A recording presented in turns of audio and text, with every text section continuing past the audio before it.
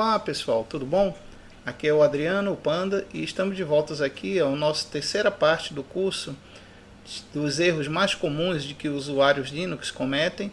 E nessa terceira parte nós vamos aprender o que às vezes os usuários esquecem de fazer após a instalação da sua distribuição, e coisas que eles esquecem podem levar a não gostar do Linux ou achar que o Linux está funcionando errado por algum motivo obscuro aí do esquecimento do próprio usuário, né? Só que como a gente vai ter que tratar aqui nessa série de vídeos sobre todos os universos Linux, que é o universo Arch, o universo RHEL, o universo apt, Debian e CentOS e outras distribuições, então a gente vai dividir agora em diante o curso em outras aulas para cada tipo de distribuição. E hoje nós vamos começar com os derivados do Debian e o próprio Debian em si, né? E conforme as novas aulas forem surgindo, a gente vai vendo outros universos Linux. O universo RHEL, que é o da distribuições Fedora, Mage e equivalentes, né? Depois a gente vai ver o universo Arch, equivalente ao Manjaro e outras distribuições. E a cada nova aula a gente vai ter o mesmo foco dessa nossa aula, mas voltada para as outras distribuições. E aí o foco dessa de hoje é voltado mais ao Debian e aos derivados dele, né? Então vamos lá.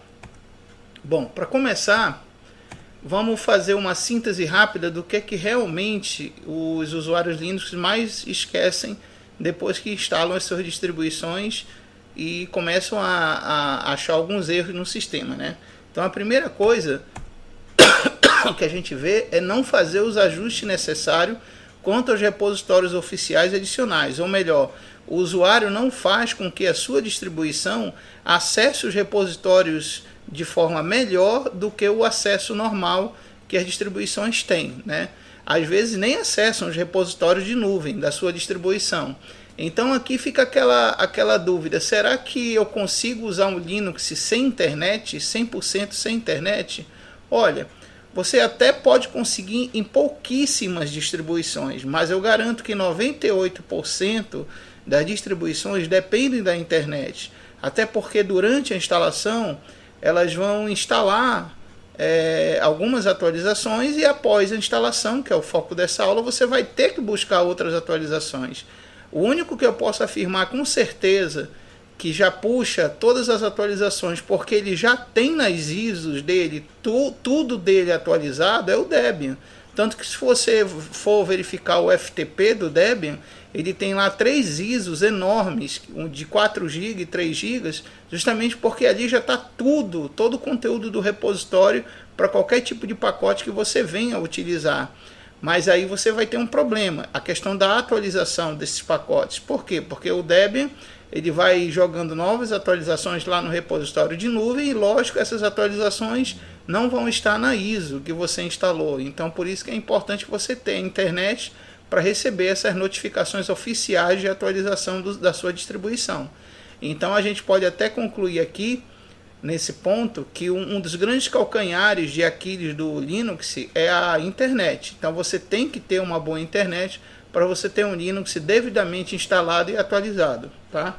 Outra coisa que os usuários Linux esquecem é não conferir se ainda existem atualizações pendentes, né? Eu vejo muita gente aí do grupo do Face, de WhatsApp, de outras redes sociais que diz assim: ah, eu acabei de instalar o Linux e fui querer instalar o pacote de tal programa ou tal aplicação e começou a dar erro. Muitas vezes esse erro é porque você não está com a lista de pacotes, o cache de pacotes ou até mesmo o kernel do seu Linux e os gerenciadores de pacotes e compiladores não estão atualizados. Esse tipo de problema às vezes você tem até com virtualizadores, como no caso do VirtualBox e VMware.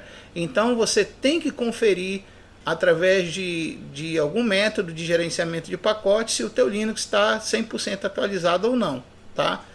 Vamos lá. Outra coisa que os usuários esquecem é que após as atualizações, quer dizer, ele baixa as atualizações, eles não vão conferir se nessas atualizações já existem novos firmwares para drivers de dispositivos que o kernel talvez não esteja se entendendo muito bem, né?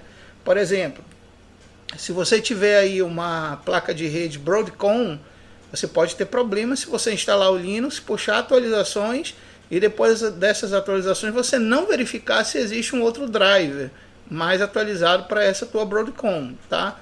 Então você pode até ter problemas de Wi-Fi, nesse exemplo aí que eu estou dando da Broadcom. Então por isso que é importante você, depois de ter as atualizações baixadas, você verificar se tem algum driver atualizado ainda para o teu sistema, tá? Bom, outra coisa que os usuários esquecem é de não verificar se existe um kernel mais atual e estável para o seu Linux. Ainda bem que hoje a maioria das distribuições Linux mais atuais, ela já tem alguns sistemas que avisam que já existe uma atualização do kernel, como no caso do Ubuntu, Mint, Zorin, Mageia, Manjaro, o CentOS não, mas existem outros que, se você for lá no atualizador, ele avisa, olha, já tem um kernel novo para você que quiser experimentar aí, né? Então algumas distribuições já tem essa opção, mas infelizmente alguns usuários ignoram, né? Mas a gente vai ter umas dicas sobre isso aí que são muito importantes. Outra coisa que os usuários esquecem após instalado o Linux é não configurar os parâmetros visuais de aceleração de efeitos compostos, ou melhor, muitas vezes os efeitos de aceleração gráfica ou os efeitos compostos de visuais de janela, eles podem atrapalhar ou podem ajudar a tua performance e a tua preemptividade gráfica do teu computador. Se o teu computador é um computador que tem muita potência gráfica, é possível que funcione bem essa aceleração e os efeitos compostos.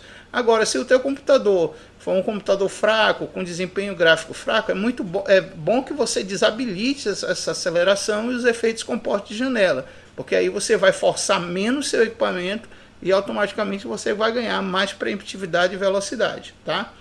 Bom, outra coisa que os usuários esquecem também é de não instalar os codecs de suporte de mídia restantes que tem no teu Linux.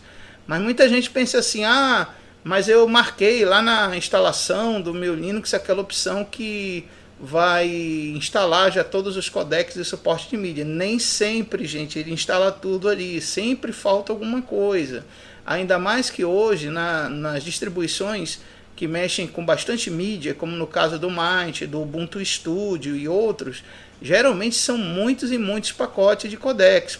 Às vezes tem codecs que são dedicados para players específicos, né? Então por isso que às vezes é bom você ter todos os players que existem para Linux instalados, porque junto com eles você já vai ter os codecs dedicados para cada tipo de situação que cada player venha exigir, tá? Então vamos ver cada uma dessas situações que estão aqui na tela para a gente entender melhor como é que a gente efetiva essas ações, no caso de não esquecê-las, como é que a gente faz essas ações, em que momento e de que maneira, tá? Então vamos lá. A primeira delas é em relação ao conjunto de origem apt e o cache, né? Quem trabalha com o Debian e seus derivados sabe muito bem que o Debian, o Ubuntu e seus derivados, eles possuem o sistema de cache de apt que sincroniza com os repositórios oficiais, correto? E essa sincronização ela é importante, porque aí é que você vai manter seu Linux atualizado. Se não houver essa sincronização, geralmente você corre o risco de baixar alguma coisa desatualizada e dar problema. Então, como diz aí o texto, não esquecer de verificar os ajustes de repositórios oficiais na pasta etc apt source list. Vale lembrar o seguinte, pessoal, que a source list, tá?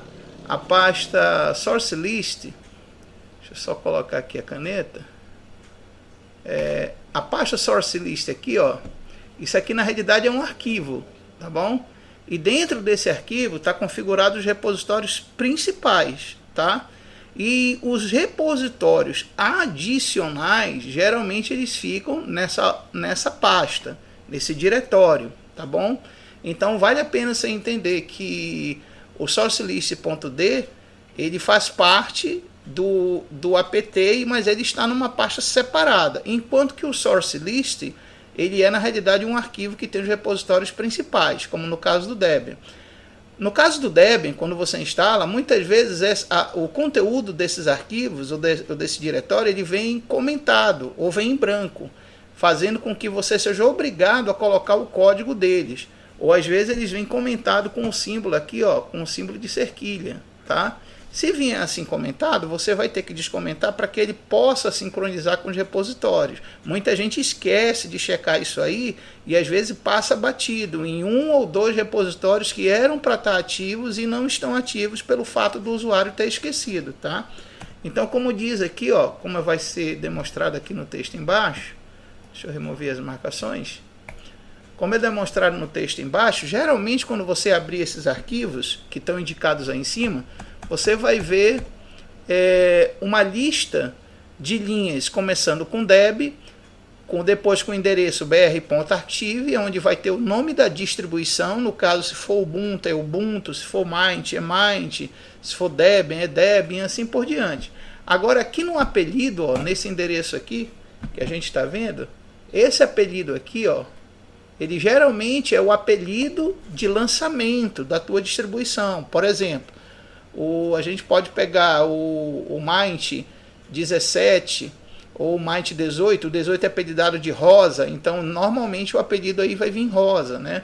E assim por diante. Cada Linux vai ter o seu apelido e tem que estar aí constando o nome do apelido. Muitas vezes esses dados eles podem vir trocados, dependendo da distribuição que você está usando, tá? Então muitas vezes é bom checar esse source list se tem algum erro aí de grafia, né? Ou de nomenclatura ou de identificação, tá bom? E o mais interessante, como você pode ver, é que se a gente quiser, a gente pode ganhar uma dica até interessante nessas configurações do arquivo source list. Vamos supor que você tem uma distribuição muito antigona,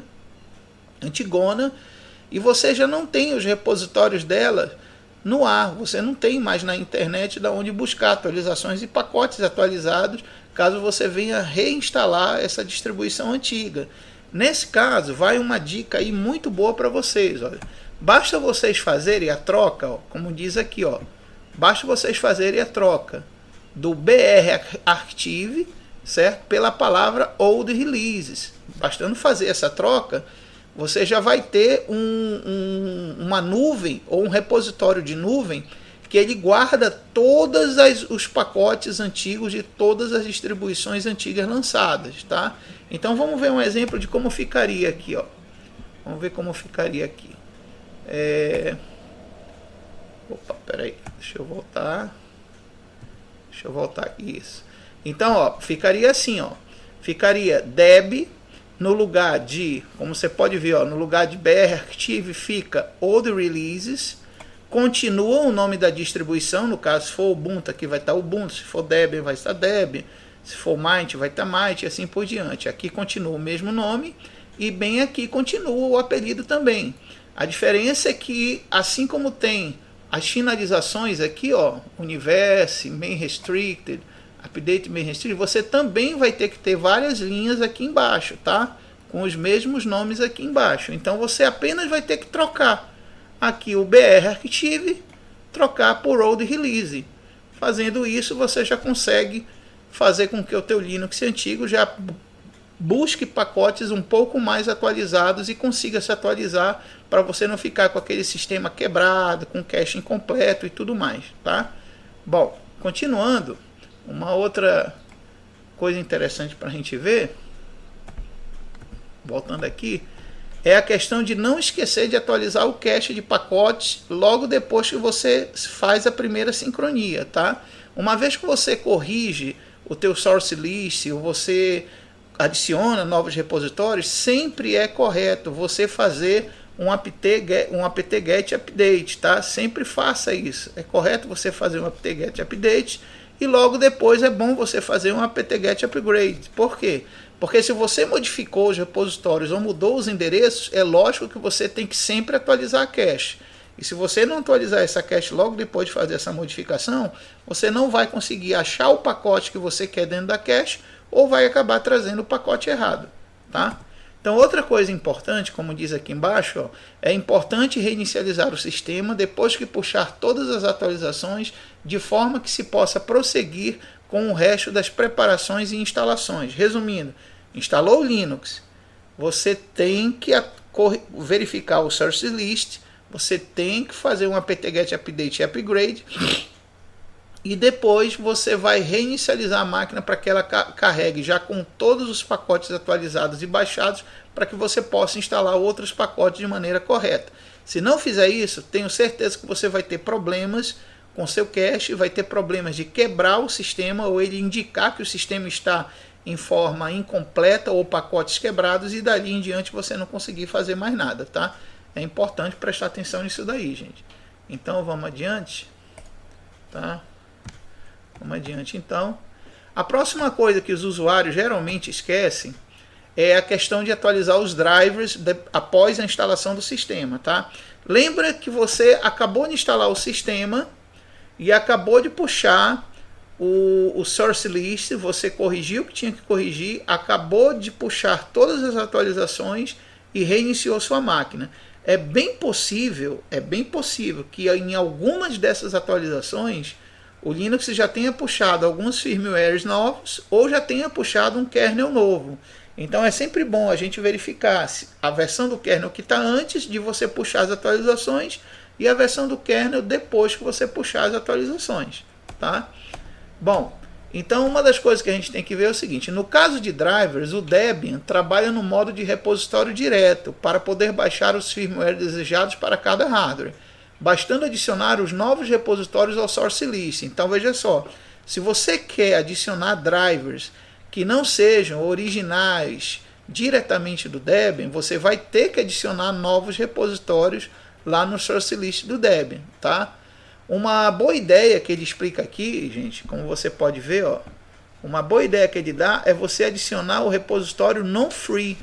Que repositório é esse? Esse repositório é um repositório que está aí disponível para todos os usuários do Debian, que permite ter novos pacotes mais atualizados ou pacotes que não existem nos repositórios oficiais do Debian. Dessa forma você pode até, depois de incluir o non-free, você pode ver se existem, ó, como ele está afirmando aqui, você pode ver se existem novos firmwares, ou melhor, se existem novos firmware para você atualizar os drives do Debian. Uma máxima que existe no Debian e que é muito verdadeira é a seguinte: se você não incluir novos repositórios de novos firmware, você não vai conseguir de forma alguma instalar novos drives no Debian, tá? Ele tem esse problema aí. Ele não é tão fácil de instalar drivers como nas outras distribuições que são derivadas dele. Tá? Então vamos passar adiante aqui. Tá. Então veja só, aqui a gente tem os caminhos, ó. Eu coloquei aqui para vocês verem quais são os endereços que você pode colocar lá no source list referente a esse repositório não free. Então, se você quiser buscar novos pacotes ou outros pacotes que não existem, ou até novos firmware para novos drivers, você pode adicionar esses repositórios lá no source list, e depois de adicionado você sincroniza esses repositórios com apt-get update e verifica se ele vai ou não baixar novos firmware na hora que você der um upgrade. Ou então através daquele gerenciador gráfico que todo mundo conhece, que busca atualizações, né? Então, de uma maneira ou de outra, ele vai encontrar esse repositório e vai comparar e ver o que é que tem de mais novo para baixar ou não. Bom, no caso do Ubuntu e suas derivações, a gente pode utilizar o gerenciador de atualizações ou adicionar drives para procurar novos firmware ou adicionar drives a partir de PPAs ou pacotes específicos.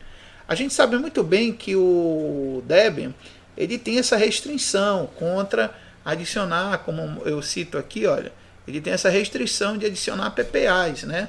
Mas, veja bem, nas distribuições que são derivadas do Debian, como Ubuntu, Might, Zorin e aí por diante, você pode adicionar PPAs. Então, muitas vezes, se você não consegue configurar um driver de uma placa ou de alguma coisa específica, e ao você achar na internet algum PPA que te direcione para esse firmware, você pode adicionar esses repositórios com PPA, e depois você usa aquele aplicativo que existe nas derivações do Debian, que muita gente conhece, que tem no atualizador do Ubuntu e do Mint. É aquele aplicativo que manda verificar se tem novos drivers. Se ele achar novos drivers lá, é porque ele leu o teu PPA e ele sabe que ali tem novos firmware para serem baixados e mais atualizados, tá?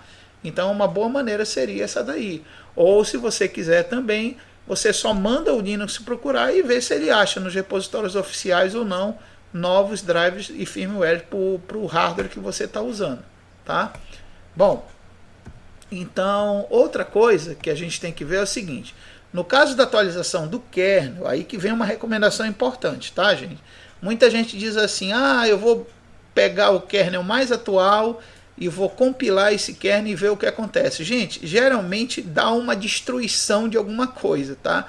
Por quê? Porque se você está usando conjunto de pacotes mais antigos que precisam de códigos de kernel mais antigos, é bem possível que no novo kernel que você tentar instalar manualmente através de compilação direta, é possível que esses códigos não estejam mais lá, porque nós já vimos em aulas anteriores que o kernel ele é como é que se pode, eu até usei a palavra na aula, ele é gradativo, ou melhor, ele é escalonável. Ele, a cada nova versão, ele vai extinguindo algumas coisas mais antigas que não são mais utilizadas ou não fazem parte de pacotes mais novos, né? Então, quer dizer, você atualizando para um kernel, vamos dar um exemplo, você tiver com o kernel 4.04, agora eu vou atualizar para o 4.15, o salto que você está dando é muito alto, e nesse salto você vai perder alguma compatibilidade de pacotes mais antigos que já não são mais utilizados para aquele kernel específico que você está querendo utilizar. Então, o que eu recomendo? Eu recomendo fazer como está aqui nessa dica, ó. No caso da atualização do kernel, recomenda-se fazer no Ubuntu e no Debian somente quando os mesmos estiverem disponíveis nas próprias atualizações oficiais do sistema. Ou melhor, quando ele estiver através do gestor de atualizações. É aquele aplicativo que todo mundo conhece, que ele mostra na tela avisando que tem já atualização. E se nessas atualizações tiver uma atualização do kernel, beleza, você pode atualizar, porque geralmente essas atualizações elas são corretivas, e corrigir o kernel às vezes é muito melhor do que elevar o kernel, porque elevar você vai gerar um pouco de incompatibilidade, já que aquele kernel ele foi feito para pacotes mais novos do que aquele que você tem no sistema. Então é melhor receber atualizações de revisões do kernel que você está usando do que ter um kernel mais atual e gerar problemas de destruição ou de incompatibilidade aí com o teu sistema, tá? Como eu falo aqui, ó, no final, por questões de testing and releasing e por estabilidade do Debian e seus derivados, tá? Então não achem que pegar sempre o kernel mais atual e compilar na sua distribuição vai resolver tudo. Nem sempre vai resolver, tá, pessoal? Então é um erro muito comum isso daí dos usuários Linux. Bom, passando adiante, a gente vai ver agora a questão dos ajustes gráficos, tá, pessoal? Bom, geralmente a gente sabe que todo Linux que tem um ambiente gráfico, a gente tem um painel de controle, onde nesse painel de controle a gente tem várias opções aí de ajustar o comportamento gráfico do computador. Isso aí é muito simples, muita gente já sabe fazer esses ajustes, mas eu vou deixar algumas dicas aqui que vai ajudar muito quem tem hardware aí com um processamento gráfico muito lento, tá? A primeira coisa e mais importante é que alguns ajustes gráficos para melhoria de desempenho ou melhor visual são importantes para a estabilidade do sistema. Então vamos ver quais são esses ajustes. Primeiro, tu tem que usar sempre temas escuros. Por quê? Porque além de deixar o teu Linux com um visual mais fácil de ser lido, né, com melhor visibilidade, se você usa notebooks, você vai ter uma economia maior de energia. Por quê? Porque a gente sabe muito bem que o backlight de telas de como LCD e LED, ele geralmente, para mostrar o branco, algumas telas de LED precisam usar uma força de backlight maior no circuito LVDS, e isso vai fazer com que a tua bateria seja consumida muito rápida. Então, usar temas escuros facilita uma vida melhor da tua bateria, tá? Bom, outra coisa que é importante é desabilitar a composição avançada gráfica de janelas. Por quê, pessoal? Porque esse tipo de compatibilidade faz com que as tuas janelas fiquem muito lindas, com sombras, efeitos de movimento e tudo mais, mas isso vai aumentar o consumo de processamento de RAM, você vai ter mais RAM consumida, mais carga no processador, deixando de sobrecarregado, e muitas vezes você vai ter uns efeitos gráficos aí que você não vai gostar, porque vai estar dando um blurring na tela ou sombras erradas, né? Eu mesmo, há muitos anos atrás, quando comecei a instalar o Cairo Dock e outras docks para o sistema, e estava ativada a composição, eu vi aparecer umas sombras sobre os docks e eu não gostava daquilo. Eu achava que a culpa era do ambiente gráfico, quando na realidade a culpa era minha, de não ter ido lá nos ajustes de janela do painel de controle e desativado a composição gráfica, né? Naquela época eu não conhecia isso, hoje eu já conheço, então eu tenho como resolver isso daí. Então o ideal é desativar a composição se você tem uma máquina fraca, tá? Bom, outra coisa, se você tem uma distribuição Linux que usa o Compiz, como no meu caso, que eu costumo usar o Compiz no caso do Fedora, geralmente a gente usa o Compiz para efeitos demonstrativos, de uma videoaula ou alguma coisa assim. Mas não é bom deixar o Compiz permanentemente ativado. Por quê? Porque ele vai forçar uma aceleração indevida gráfica do teu computador, o que vai gerar aquecimento de vídeo, aquecimento de processador, uso de muita memória RAM, e isso aí é uma coisa desnecessária, né, pessoal, como todo mundo sabe. Então é importante você ver essa questão dos efeitos gráficos aí do painel de controle que seu Linux se usa, tá? A próxima coisa e super importante é a questão dos codecs. Muita gente diz assim, eu não gosto de tal Linux porque eu não consigo tocar tal coisa. Eu já vi gente que desistiu do Fedora porque diz que o Fedora eu não consigo tocar vídeo, nem ver previsão de imagem, nem previsão de vídeo e tal. Gente, codec é uma coisa muito melindrosa. Por quê? Porque ou você aprende a trabalhar parcialmente com ele, ou você aprende a trabalhar com todos eles. Então eu vou dar aqui 2 ou 3, 4 dicas que vão ser muito úteis para vocês resolverem de vez esse problema de codecs aí no Linux de vocês. Em primeiro lugar, tem gente que diz assim, eu só gosto do player tal, eu não gosto do outro player tal, né? Bom, lembre de uma coisa, cada player usa codificações de mídias diferenciadas. Então se você teima em dizer, eu vou ficar só com esse player, infelizmente você vai, o teu Linux infelizmente vai conhecer só um tipo de codificação, que é só aquela que aquele player usa. Então o ideal é eu ter vários tipos de players para vários tipos de mídias, porque aí o meu Linux vai ter todos os pacotes e codecs compatíveis com todo tipo de mídia que eu vou utilizar. Então eu vou citar aqui o exemplo, eu costumo fazer isso nas minhas máquinas, eu costumo instalar logo todos os programas de mídia conhecidos, porque aí eu sei que eu vou estar com uma biblioteca de pacotes e codecs muito mais completa do que aquelas pessoas que acham que vão utilizar só aquele player e acabou-se, tá? Então eu vou dar aqui uns exemplos, eu coloquei aqui para vocês a maioria dos ícones dos melhores players e programas de mídia para Linux, e vamos falar um pouquinho sobre eles, né? Começando pela primeira lista aqui de cima, nós temos aqui o VLC, né? Nós temos o VLC. O VLC é importante você ter porque ele vai colocar bibliotecas de streaming, bibliotecas de compartilhamento de streaming, tá? Então é importante você ter o VLC. O SMPlay é importante você ter porque ele vai instalar, geralmente ele instala a versão mais compatível com o teu Linux kernel do MPlayer, que é um tocador que você usa até em linha de comando, muita gente já usou ele antigamente em linha de comando, e versões do FFmpeg, tá? Sem essas versões, sem o SMPlay instalado, você não vai ter as versões mais estáveis e atuais desses dois players aí, tá? Bom, temos o Audacious. O Audacious é interessante porque ele vai manter compatibilidade com alguns players, alguns codecs de áudio, tá? Então é importante ter ele. O Clementine é importante por quê? Porque você vai ter algumas bibliotecas que serão instaladas por ele de sincronia de rede com streams externos. Sem o Clementine você não vai ter essas bibliotecas de sincronia de rede com streams externos que estão fora ou na internet ou fora da tua rede, tá? O Audacity é importante porque ele é um excelente editor de áudio para quem trabalha com edição de áudio, tá? Aqui tem o Audacious, mas eu acho que está errado aqui, tá, gente? Eu peço perdão aí. Aqui não é Audacious não, aqui era para ter outro nome, tá?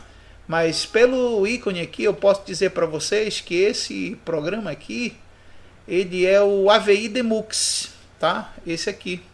Então esse aqui é o AVI Demux. É importantíssimo ter ele. Por quê? Porque o AVI Demux ele é um dos programas que mais traz bibliotecas de efeitos visuais para filmes, tá? Por exemplo, você quer legendar com perfeição, uma legenda perfeita e de alta definição no seu filme, então você vai usar o AVI Demux, tá? Apesar de estar errado aqui, tá, pessoal? Mas não é Audacious, tá? É AVI Demux.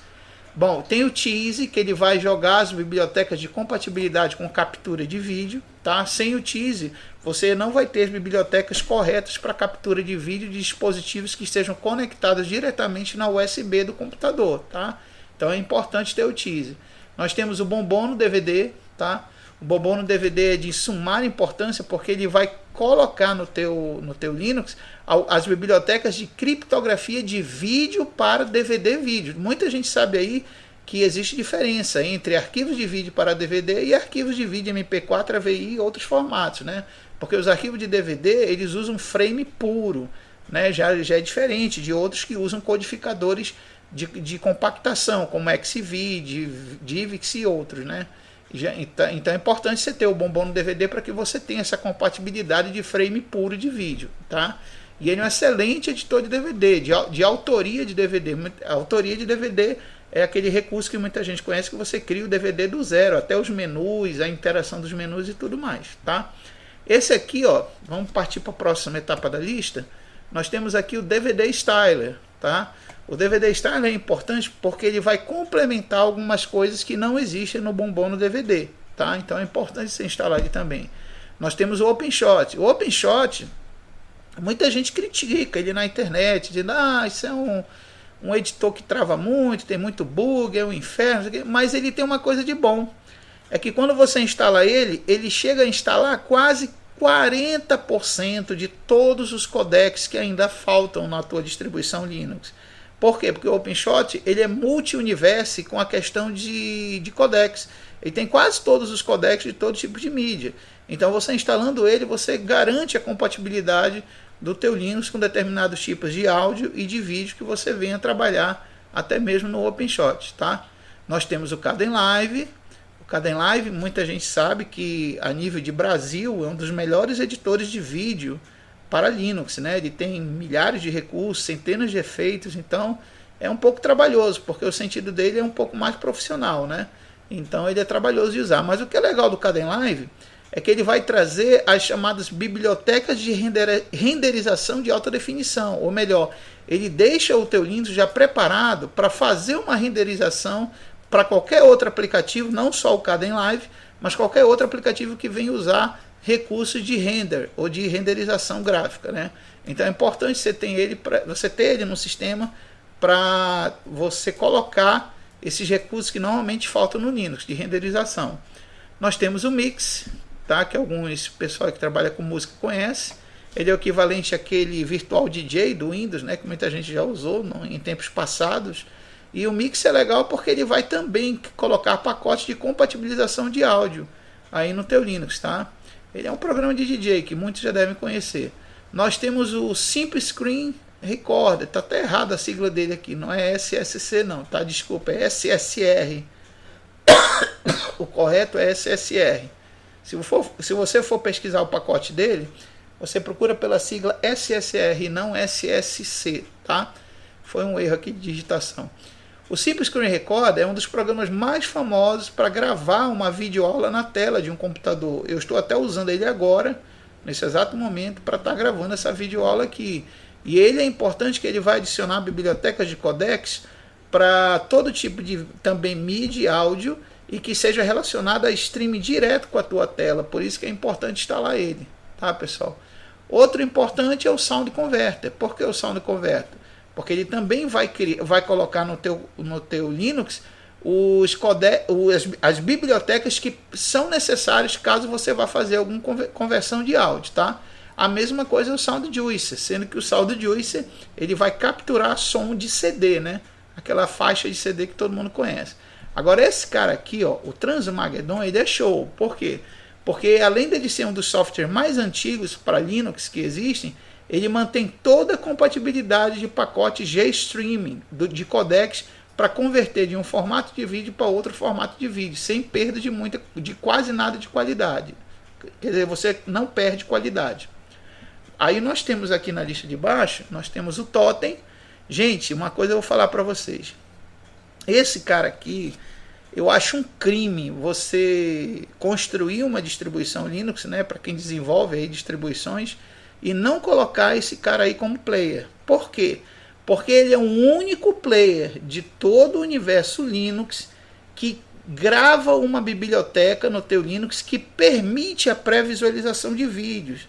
Então, se você tem um problema no seu Linux aí, derivado do Debian ou do Ubuntu, e diz, professor, não consigo ver as miniaturas dos vídeos, mesmo indo lá no navegador de arquivo e marcando para visualizar as miniaturas, eu não consigo. Por quê?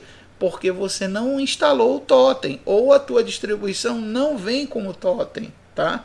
Então é importante você instalar o Totem para você ganhar esse recurso a nível de biblioteca e que os teus vídeos apareçam as miniaturas quando você estiver navegando nos seus arquivos de vídeos aí, tá?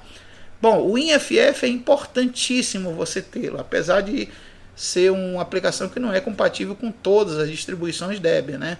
Mas ele é importante porque ele vai instalar conversores FFmpeg e conversores MPlayer, tá? E esses conversores são importantes para tu fazer com que teu vídeo tenha mais compatibilidade com alguns tipos de programas. Posso citar como exemplo o OpenShot. Muita gente diz assim, o OpenShot é ruim aqui, né? Porque ele fica travando quando eu jogo um vídeo nele. Provavelmente a culpa não seja do aplicativo, mas do formato de codec de vídeo. Quem vai te resolver esse problema já é um outro aplicativo, que é o WinFF. Por quê? Porque o WinFF ele vai converter o vídeo para um formato que seja mais compatível de você editar no OpenShot.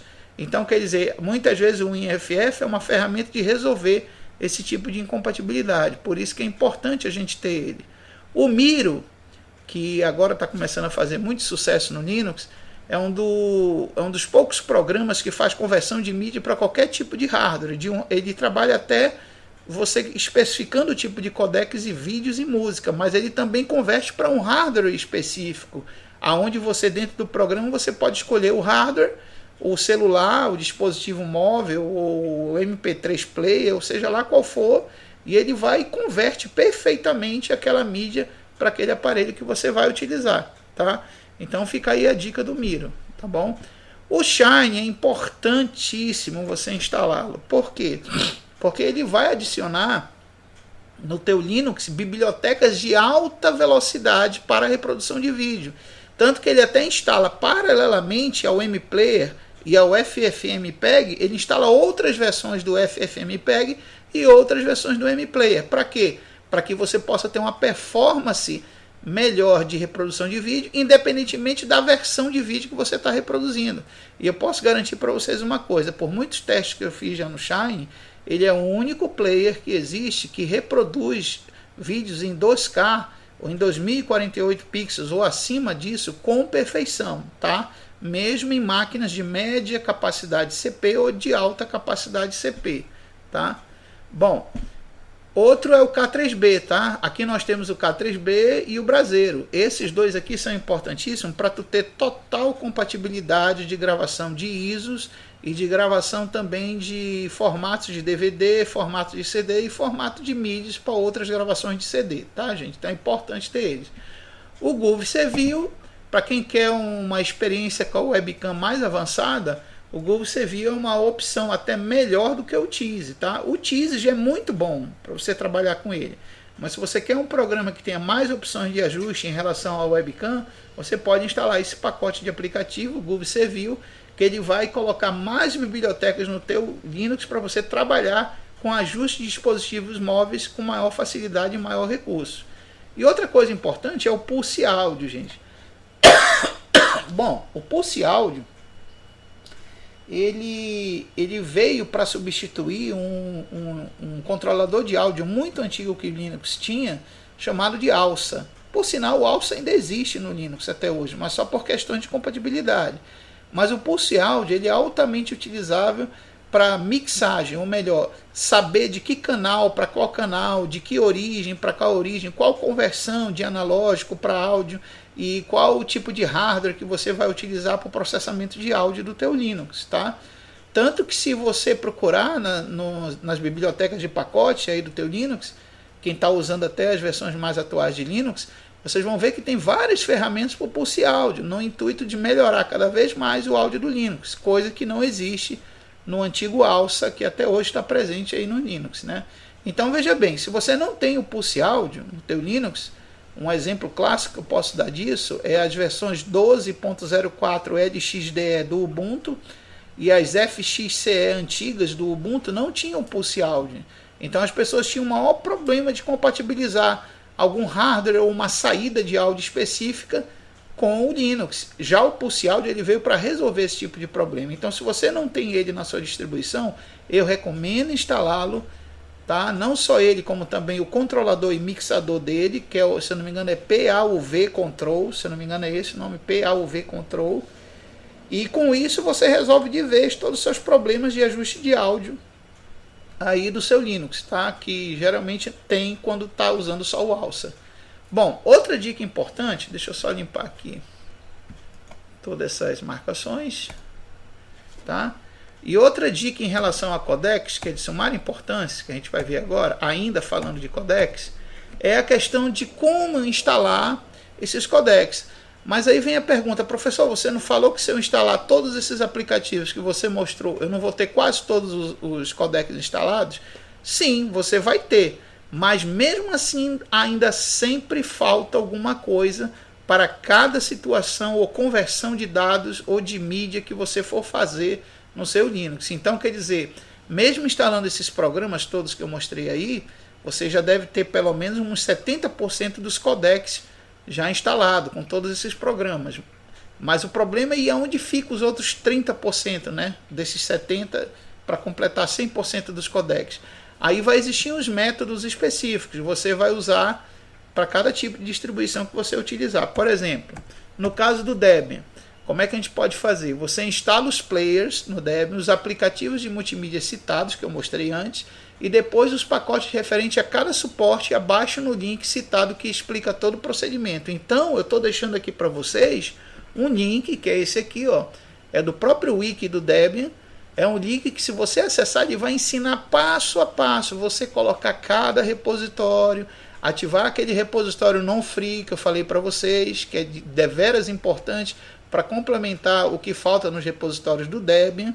E depois disso você vai poder instalar os codecs do que você precisar para o seu Debian. Então fica aí o endereço do site que você pode estudar para poder fazer toda a adaptação do Debian para os 100% de codecs que ele venha a utilizar, tá?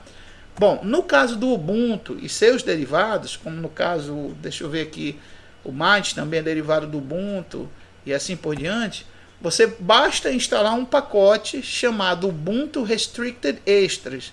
Se você instalar esse pacote, você já está complementando quase 100% de todos os plugins e codecs que ainda faltam no teu sistema, tá?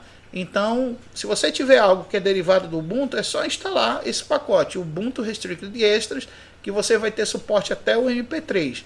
Ó, fica uma dica importante. Se você não instalar esse pacote, é bem provável que o seu Linux vá ter problema de trabalhar com MP3, tá? Então é importante instalar esse pacote aí. Bom, no caso do Mint, se for versões antigas, como a versão 17, 13, você vai instalar os codecs da mesma forma que o Ubuntu, não tem diferença. Você vai ter lá também no Mint 17 e no 13 você vai ter lá o pacote que eu citei ainda agora, que é o Ubuntu Restricted Extras, e você instala lá e pronto, resolve também da mesma forma o problema. No caso de versões mais atuais, que é no caso de 18 superiores, você tem que instalar um outro pacote, que é chamado Mint Meta Codecs, como está mostrado aqui, ó. Vou mostrar aqui para vocês, ó. Tem que instalar esse conjunto, esse outro pacote aqui, ó, o Mint Meta Codecs, mas só no caso, vejam bem, só no caso das versões mais atuais, tá? No caso do Ubuntu, se for as versões mais atuais, você também tem lá um pacote com esse nome, com esse mesmo nome aí, tá? Se eu não me engano é Ubuntu Meta Codecs, é a mesma coisa, ou então o nome deve ser um pouco diferente. Mas nada que uma pesquisa no Synaptic ou uma pesquisa com o sudo apt cache search não resolva. É só você mandar pesquisar por codecs ou metacodecs que você vai ver alguma coisa lá no repositório, tá? Agora, é importante lembrar que o Mint, ele tem uma opção já no menu, como diz aqui, ó, se você for instalar, você pode procurar no menu a opção de instalar chamada de suporte de codecs multimídia. Se você achar lá essa opção no menu do Mint ou na tela inicial de bem-vindo dele, é só você marcar lá e mandar instalar, que ele vai fazer automaticamente a instalação desse Mint MetaCodex para você lá, tá? Bom, no caso do Zorin, que muita gente utiliza essa outra derivação aí do Ubuntu, né? Você vai fazer da mesma forma que citou os métodos aqui anteriores, tá? Então, quer dizer que no caso do Zorin, se for uma versão antiga, você pode instalar com essa versão antiga dessa forma aqui, usando o Ubuntu Restricted Extra, já que ele é derivado do Ubuntu, né?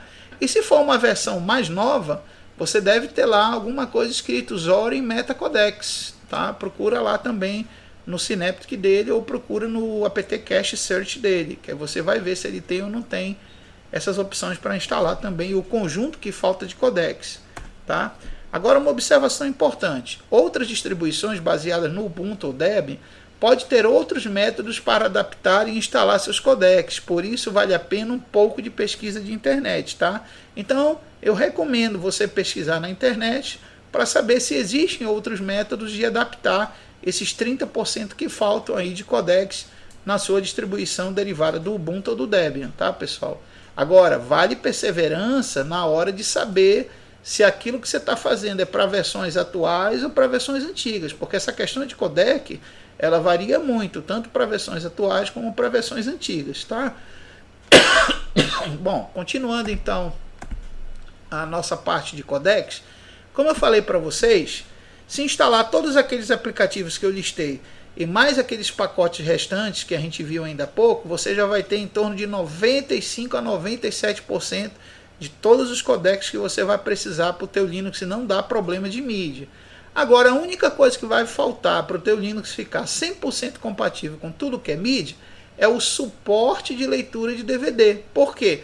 Porque desde o lançamento da versão 8 do Ubuntu, a Canonical, assim como o pessoal do desenvolvimento do Debian, foram proibidos pela Sony e por várias outras empresas de já virem com os codecs nativos para esse tipo de mídia, tá? Então hoje a gente sabe que todas as derivações Linux e Linux eles vêm meio que pelados nessa questão de suporte de DVD, justamente para evitar que você faça cópias ou pirataria de certas mídias que essas empresas utilizam hoje, como a Sony, né? Bom, então como eu posso criar esse suporte de DVD no meu Linux, tá?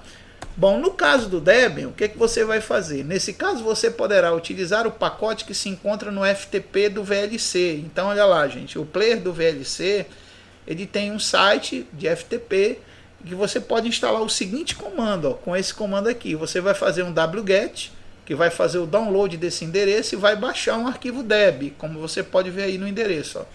Como você pode ver aqui, nós temos o wget, que vai baixar. Caso você não tenha o wget, você instala esse pacote e ele vai baixar esse arquivo aqui com nome monstruoso, .deb. Depois que ele instala, ele automaticamente vai rodar um dpkg para instalar automaticamente essa biblioteca que você baixou. Agora fica aí uma dica. Essa biblioteca que eu estou indicando aqui é para as versões mais atuais do Debian. Agora, se você estiver utilizando uma versão mais para trás do Debian, pode ser que nesse FTP você vai ter que baixar uma versão diferente dessa 1.2.13 que está aqui no amarelo, tá? Nesse caso, eu recomendo você ir para esse endereço aqui, que é o downloadvideolan.org Debian Stable, e nesse endereço você verifica lá quais são as versões anteriores que você tem desse pacote para poder instalar e compatibilizar no seu Debian, tá? Bom, outros derivados, como no caso do Ubuntu, Mint, Zorin e assim por diante, que sejam derivados do Debian ou derivados diretamente do Ubuntu, né? A gente pode instalar de várias formas, mas aí vem uma questão. Existe a forma para você instalar nas versões mais atuais e existe as formas para você instalar nas versões mais antigas. Então, como diz aqui, ó, nas versões mais atuais, que são aquelas a partir dos derivados do Ubuntu, como o 16.04, você apenas vai dar esse conjunto de comandos. Esse primeiro comando, ele vai instalar a biblioteca de compatibilidade com DVD e a biblioteca de ajuste de região de DVD. Esse segundo comando vai configurar automaticamente a biblioteca de DVD. Ele deve fazer uma série de perguntas para você. Se você quer habilitar, se você sabe que realmente isso pode levar à pirataria ou não. Então é só responder sim em todas as questões que ele instala numa boa. E nesse terceiro comando você vai ajustar a região de DVD para aquele tipo de mídia que você quer reproduzir. A gente tem um problema, muita gente diz assim, eu não consigo reproduzir direito um DVD nesses Linux mais atuais. Por quê? Porque muitas unidades de DVD hoje, que vem nos notebooks e nos computadores desktop, elas estão vindo com a região errada, com a região de Austrália.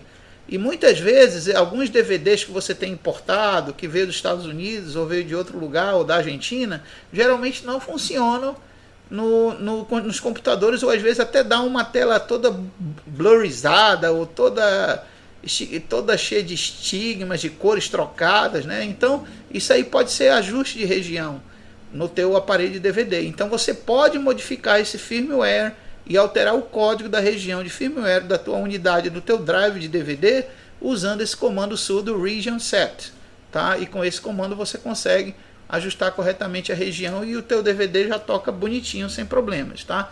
Então essa maneira, dessas 3 linhas de comando, é a maneira para as versões mais atuais, tá bom? Dos derivados de Debian e derivados de Ubuntu. Já agora, se você estiver usando versões muito antigas, como no caso, versões da 14.04, do Ubuntu, ou derivado dessas versões, ou derivado de versões anteriores a 14.04, aí você vai usar um outro conjunto de comandos, tá? O primeiro que você vai usar é esse aqui, ó, para tentar ver se a sua distribuição já tem essa biblioteca disponível, essa libdvdread4. Se você não tiver a libdvdread4, então significa que o teu Linux ele é tão antigo que ele já não existia essa compatibilidade com DVD, ou foi proibido, né, na época que ele foi lançado, de ter essa compatibilidade. Caso tenha esse pacote, você consiga instalar, a próxima etapa é você rodar um script que tem dentro desse pacote, tá aí até o caminho do script, ó, é o srshredoc libdvdread4 install css.script, e você rodando esse script, ele vai automaticamente modificar o teu Linux e baixar os pacotes restantes para que o teu Linux já tenha toda a compatibilidade com reprodução de DVD. Tá? Agora, caso o teu Linux não tenha nem o pacote libdvdread4 e nem esse script, aí você vai partir para outros comandos. Esse comando é interessante, porque essa linha de comando que está aqui na tela, ela remonta a uma época, que era a época do Ubuntu 7, do Ubuntu 8, que existia na internet um domínio chamado MediUbuntu. E esse domínio, esse endereço de internet, de repositório, tinha tudo que você imaginar de codec para qualquer coisa que você precisasse. Então, vamos dizer, era o universo, era o paraíso do pessoal que trabalhava com mídia no Linux. Só que, como eu falei, houve aquela proibição da Sony e outras empresas, automaticamente esse repositório foi extinto. Então, se você tem esse repositório indicado no seu source list, como está mostrando aqui, ó, de uma versão bem antiga do Debian, o que é que esse comando vai fazer então? Ele vai remover essa indicação do MediUbuntu do teu source list. E removendo, já não vai dar problema de sincronia do apt e nem do cache na hora que você der um update ou um upgrade, tá? Bom, a próxima linha, ela vai buscar, veja que essa próxima linha ela vai buscar lá do servidor FTP do VLC, que é um servidor chamado videolan.org, ele vai buscar uma chave de criptografia de acesso ao servidor, como você pode ver ali no final, ó, sudo apt keyed. Então ele vai acessar um ASC, um pedido de chave nesse servidor, e o apt keyed vai pegar essa chave e gravar na memória do teu Linux. Para quê? Para que no próximo comando ele adicione o videolan dentro do source list, lá do teu source list do Debian ou do Ubuntu. Por quê? Porque a gente sabe, quem trabalha com Linux sabe que não adianta ter somente esse endereço que está citado aqui. Você tem que ter a chave de acesso a qual o servidor esse endereço indica, né? Então, por exemplo, se nessa linha eu digo deb ftp videolan.org pub debian stable, para ele acessar tudo desse repositório, ele precisa daquela chave que foi buscada na linha anterior, certo? Bom, Aí o que ele vai fazer? Ele vai adicionar isso lá no sourcelist.d, como libdvdcss.list. Depois que fizer tudo isso aí, ele já tem a linha do repositório, já tem a chave, e agora ele vai fazer uma sincronia de cache com update. Uma vez feita essa sincronia, você já vai poder instalar o pacote que está disponível lá no videolan.org, que é o libdvdcss2, que é uma versão bem mais antiga do libdvdcsready4, e essa versão vai possibilitar o teu Linux, que é bem antigo, a poder ler os DVDs mais modernos, né? Então, com esse conjunto de scripts de linhas que tem aí embaixo, você consegue compatibilizar qualquer Linux muito antigo para poder ler DVD e discos de qualquer unidade de drive que você tem aí no teu computador, tá? Bom, gente, então eu acho que aqui a gente vai parar, porque as próximas aulas eu já vou falar das mesmas coisas que são esquecidas de se instalar no Linux após a instalação da distribuição, mas voltado agora para outras plataformas, né?